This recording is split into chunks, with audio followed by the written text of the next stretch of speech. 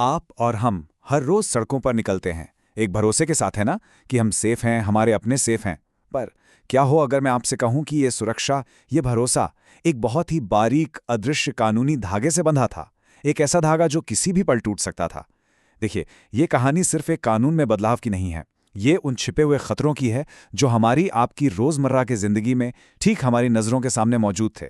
जरा सोचिए, मान लीजिए आप एक गाड़ी खरीदते हैं, सब कुछ बढ़िया है, लेकिन आपसे अनजाने में एक छोटी सी बिल्कुल मामूली सी देरी हो जाती है और बस एक झटके में आपका बीमा, आपका वो सेफ्टी नेट बेकार हो सकता था। और सुनिए, ये कोई डराने वाली बात नहीं है, ये हजारों गाड़ी मालिकों के लिए एक कड़वी हकीकत बनने ही वाला था। तो चलिए, इस कानूनी मकड़जाल को थोड़ा और करीब से देखते हैं, इसकी पहली परत को हटाते हैं। देखिए, जो पुराना मोटर व्हीकल एक्ट था ना, उसमें कुछ ऐसी छुपी हुई शर्तें और डेडलाइंस थीं जो किसी को भी अनजाने में फंसाने के लिए काफी थीं। और इन्हीं छोटी छोटी बारीकियों का फायदा उठाकर बीमा कंपनियां एक टेक्निकल वजह बताकर आपके क्लेम को खारिज कर सकती थी। 14 दिन, सिर्फ 14 दिन।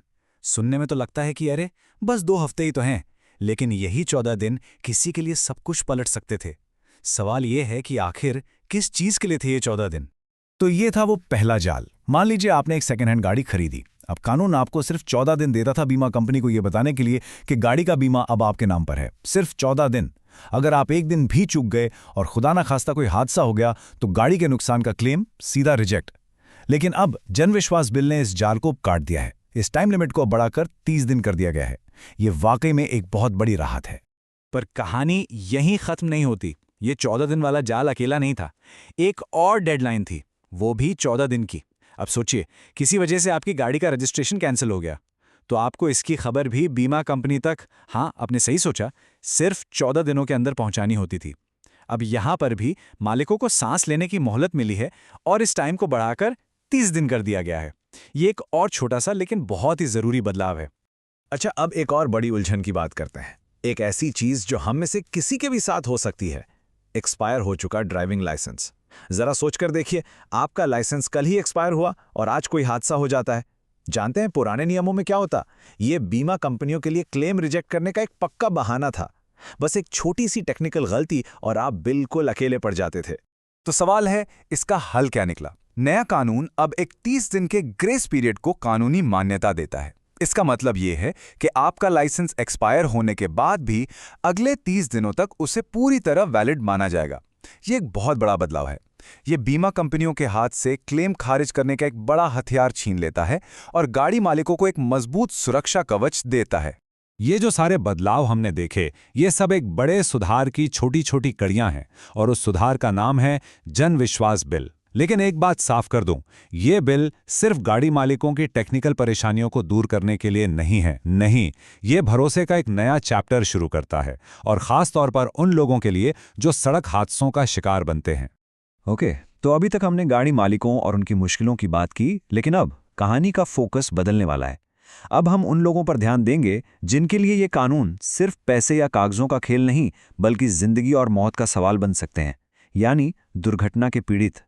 आइए देखते हैं कि उनके लिए न्याय का रास्ता कितना बदला है।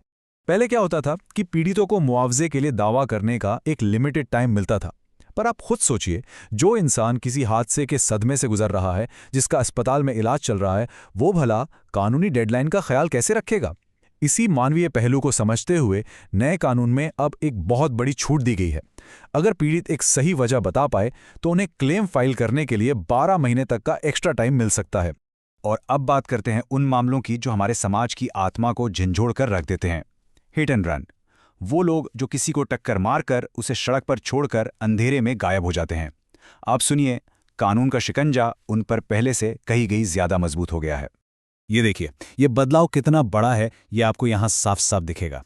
हिट एंड रन मुआवजा योजना के नियमों को तोड़ने पर जो जुर्माना है, वो अब सीधा 1 लाख से 5 लाख रुपए तक कर दिया गया है। मैसेज बिल्कुल क्लियर है। अगर आप जिम्मेदारी से भागे तो उसकी कीमत अब बहुत बहुत ज्यादा भारी पड़ेगी। ठीक है, जुर्माना तो बढ़ गया, लेकिन पीड़ितों तक तुरंत मदद कैसे पहुंचेगी? इसका जवाब है मोटर वाहन दुर्घटना कोष, या जिसे हम MVAF कहते हैं। ये एक स्पेशल फंड है जिसे सिर्फ एक ही मकसद से बनाया गया है कि दुर्घटना के शिकार लोगों को लंबी कानूनी लड़ाई के खत्म होने का इंतजार ना करना पड़े और उन्हें फौरन तुरंत आर्थिक मदद मिल सके। और इसमें एक बहुत ही स्मार्ट सिस्टम बनाया गया है। वो ये कि इस फंड से पीड़ित को जो भी शुरुआती मदद मिलेगी ना, उसे बाद में ट्रिब्यूनल द्वारा तय की गई फाइनल मुआवजे की रकम में से एडजस्ट कर लिया जाएगा। इससे होता यह है कि बीमा कंपनी को 2 बार पेमेंट नहीं करना पड़ता और पूरा प्रोसेस बिल्कुल लॉजिकल बना रहता है। देखिए, जन विश्वास बिल में ये जो सुधार हुए हैं, ये अकेले नहीं हैं। ये एक बड़ी सोच का, एक बड़े विजन का हिस्सा हैं, जिसकी झलक हमें केंद्रीय बजट 2026 में भी मिलती है। ये सारी चीज़ें मिलकर बीमा के पूरे सिस्टम को और ज़्यादा सिंपल और सिक्योर बनाने की दिशा में एक बड़ा कदम है। अब यहाँ पर 2 सीधे सीधे बड़े फायदे हैं। पहला तो ये कि 1 अप्रैल 2026 से मोटर एक्सीडेंट क्लेम पर जो भी ब्याज मिलेगा, उस पर कोई इनकम टैक्स नहीं लगेगा। इसका मतलब पीड़ितों के हाथ में ज़्यादा पैसा आएगा। और दूसरा फायदा यह है कि बीमा कंपनियों को भी इस ब्याज पर टीडीएस काटने के झंझट से छुटकारा मिल जाएगा। मतलब ये दोनों के लिए ही एक विन विन सिचुएशन है। तो इन सारे बदलावों के बाद, इस कानूनी मकड़जाल को हटाने और एक ज़्यादा ट्रांसपेरेंट सिस्टम बनाने की कोशिशों के बाद, हम वापस उसी बुनियादी सवाल पर आते हैं। क्या ये नए नियम सड़कों पर हमारी और आपकी यात्रा को सच में बदल देंगे? क्या ये भरोसे का वो नया अध्याय लिख पाएंगे जिसका वादा किया गया है? खैर, इसका जवाब तो सिर्फ आने वाला वक्त ही देगा।